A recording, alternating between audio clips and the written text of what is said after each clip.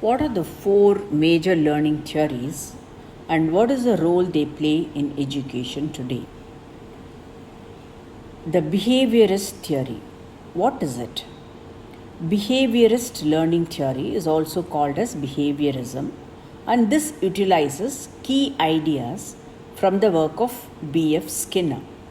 And Skinner theorized that learning occurs through a series of rewards or punishments. While Skinner believed that all learning could occur this way, behaviorist theory is most commonly utilized in classrooms today as a tool for behavior management. However, educators still utilize rote practice and repetition, two practices that are linked to behaviorist theory. According to Skinner, the rewards increase the likelihood that behaviors will be repeated, while punishments decrease the likelihood of repetition. He also authorized that rewards and punishments could be either positive or negative in nature. This can confuse a lot of people. What Skinner meant was that when we give or add something to the environment, the interaction is positive. When we take something away, the interaction is negative. So, for example, removing an undesirable activity from the agenda might be a negative reward, and adding an undesirable activity to it might be a positive punishment. Let us see some scenes from a classroom. For example, in a first grade classroom, there is a teacher who is working with one of her students to help him or her with some challenging attention span issues. She gives him or her a sticker whenever the teacher sees him on task. This is a positive reward. Another example, for example, in a third grade classroom, the teacher quietly reminds the student to keep all four legs of the chair on the floor. This is a positive punishment. Yes, verbal praise and reminders qualify as adding something to the environment. Let us go to negative reward. To increase the number of students who turn in their homework each day, a teacher announces that if the class has 100% completion on that particular day's assignment, they won't have homework on the weekend, that is on a Friday. This is a negative reward. Another example of negative punishment. Students in, say, Mrs. Y's art class are having trouble in sharing the supplies, the color pencils. Then this art teacher writes the word art on the board, and each time students have a disagreement over supplies, she erases a letter. If the word is erased completely, students will have to use the pencil to complete their project for the day. This is the negative punishment. So, how important it is to engage students when crafting solutions to various behavior issues. A responsible teacher will see to it that they maintain the belief that every child has worth and potential and see a behavior challenge as an opportunity to teach a skill and educate the whole child. When appropriate, the teacher and the students create win-win agreements, which are solutions that are mutually created in such a way that everyone is happy with the result. Teachers and students might work together to answer the following questions. What behavior are we noticing? Why is it happening? When is it happening? The next question could be, are we looking to increase or decrease the behavior? The third could be, would we like to earn something or have something taken away? What might that something be? So, when students and teachers work together to answer the questions listed above as examples, they craft a solution that everyone is excited about. So, the level of involvement will lead to greater commitment and engagement in the solution. So, this is a brief introduction on the behaviorist learning theory, and you think of situations and circumstances while practicing as a teacher as to how far you are able to moderate or manipulate the classroom behavior management for a better learning using this theory. Now let us move on to constructivist theory. What is it? Constructivists see the learner as a constructor of knowledge. New learning is shaped by schemas. Schemas means the pattern that the brain forms as one looks at some picture or the assembly of the syllables in a word or the numerals in a number. It is just a pattern that gets registered in the mind, which the learner brings to the learning process. Lev Vygotsky is an important founder of constructivist learning theory. Vygotsky believed that learning is a collaborative process and that social interaction is fundamental for cognitive development. According to Vygotsky, students learn best when working collaboratively with those whose proficiency level is higher than their own, allowing them to complete tasks they are not yet able to do independently. Vygotsky identified these concepts as a more knowledgeable other and the zone of proximal development. Constructivist classrooms are student-centered, with the teacher acting as the facilitator. In our virtual session, we will be dealing more on what the zone of proximal development really means. With examples, we will be able to explore this terminology better on this Saturday when we have the virtual session. Now, let's see some examples from a classroom situation. The teacher often uses a collaborative learning to facilitate engagement with specific learning targets, ensuring heterogeneous student groupings, or the teacher uses problem-based learning to engage the students in solving real-world problems, meeting several learning targets while giving students autonomy to make decisions. Also, the teacher encourages students to work with peers who have different strengths than their own. And we often do that intentionally. The teacher pairs students performing on or above grade level with students performing below grade level, inviting them to turn and talk about their learning throughout a lesson. Teachers following this constructivist theory begin the year by building high trust relationships and dedicate time throughout the year to maintain the social emotional environment of their classrooms. They aim to incorporate student voice throughout their day, allowing students to take great ownership over their environment and learning. Teachers believe that everyone has genius and teach their students to acknowledge and utilize the strengths of their classmates, creating synergy.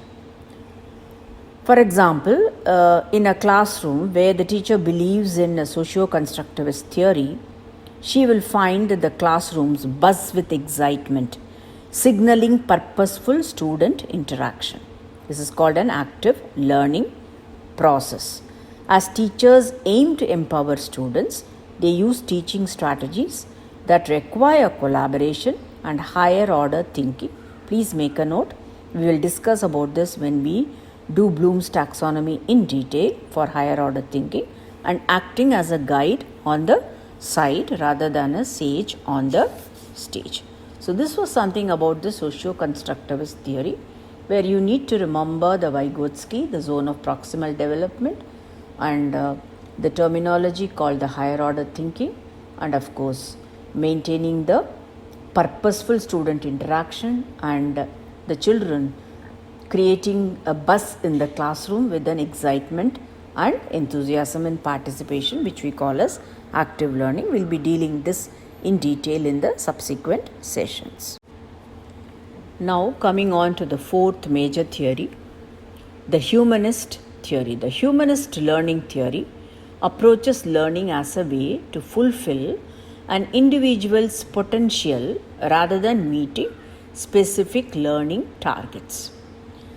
Maslow's research on the hierarchy of needs is a major concept within this theory. You may do some individual research on Maslow's research on hierarchy of needs, and this focuses on the whole person, specifically the cognitive and affective needs of the learner. In fact, the Maslow's theory aims at bringing self-actualization, which is the ultimate goal of each individual, and this builds in a holistic approach of helping a child to develop from all the three domains: the cognitive, the affective and the psychomotor.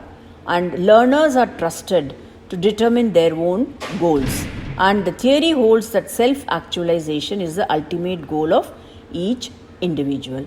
The learners set their own goals, they set their own standards and evaluate their own work. Thus, students are at the center of the humanist classroom. Teachers are facilitators and coaches, recognizing the unique needs of each student and supporting their academic and social development. You try to relate at what occasion and how often do you approach this kind of a theory when you indulge in teaching learning journey. And some examples from a classroom. The teacher of an 8th grade science teacher, for example, provides the students a menu of assessment options to illustrate their mastery of learning targets for the unit. Another example, a teacher from a 2nd grade invites each student to set their reading goal for the quarter or the month or the week or whatever the teacher and the student decide together. Another teacher, the school's counselor, partners with local organization. She makes an arrangement with a local organization to fill the backpacks with food that students can take home to ensure they have food to eat over the weekend. This is like looking into the Maslow's theory of hierarchy of needs, like the midday meal scheme, where hunger takes a priority over learning. When we are hungry, I don't think the senses can even work together in processing the information. Another example is that of the 5th grade teacher who sets aside an hour of time each week for students to learn about and create anything they want utilizing the framework she provides. One more example, if I can say, a teacher begins each day with a morning meeting to check in on her students' emotional well-being and proactively teach the students specific coping skills and strategies. These are some of the examples which you can ponder over and see on what occasions have you ever been in alignment with the examples that I have said, or have you also practiced similar situations in your teaching career anytime. And this is how you start reflecting and relate your teaching practices with the theories.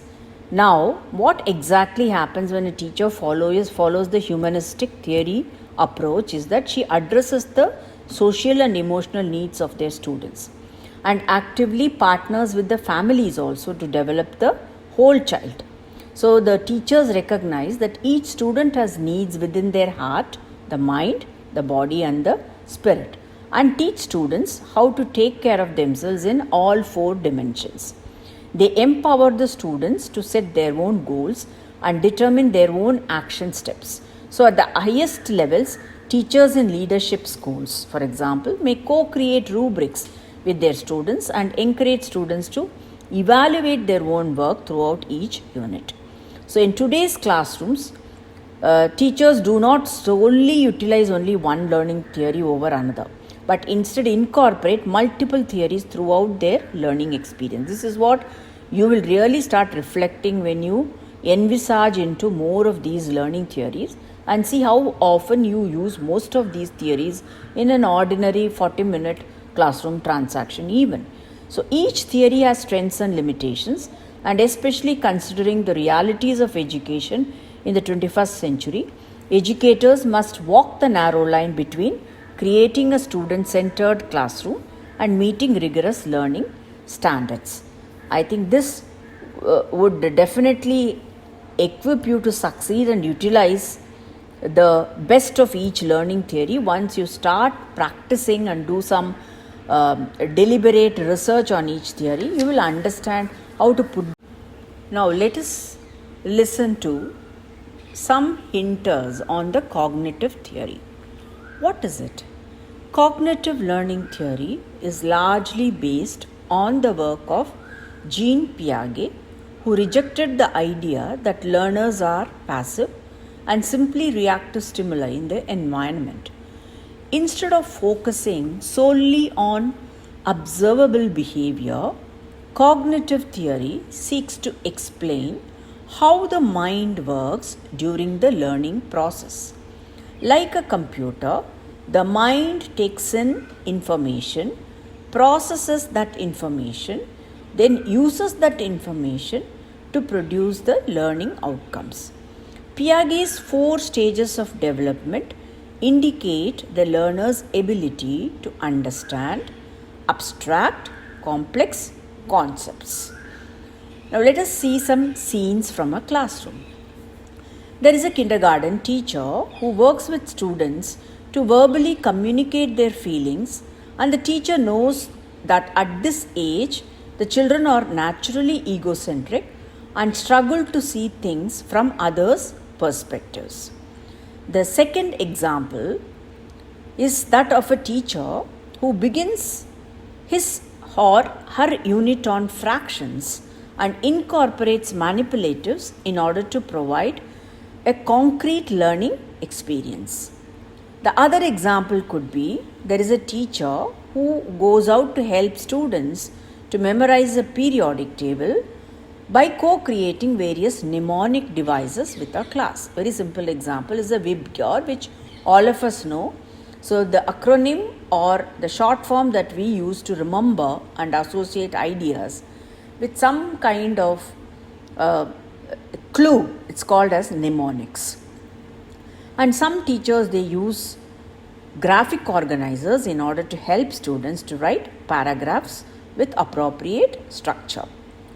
There is yet another example that a teacher at the start of every lesson would ask questions. Why? This is to activate the prior knowledge of his or her students, and the teacher knows this will help to link the new learning concepts to previously retained ideas, increasing the likelihood that the new learning will be remembered. So, how is it going to be of help to me while teaching a group of students or trying to enhance my understanding of this theory of learning? For example, the teachers may try to provide structure and organize learning by using quality tools, and students may be taught to make their thinking visible by using hand signals during class discussions. There are teachers who also empower students to learn through the empowered learning model, which ignites curiosity and background knowledge, then encourages hands-on investigations with specific learning targets, and ends the lesson by inviting connections. So, this is a theory which is by and large based on how the mind works during the learning process.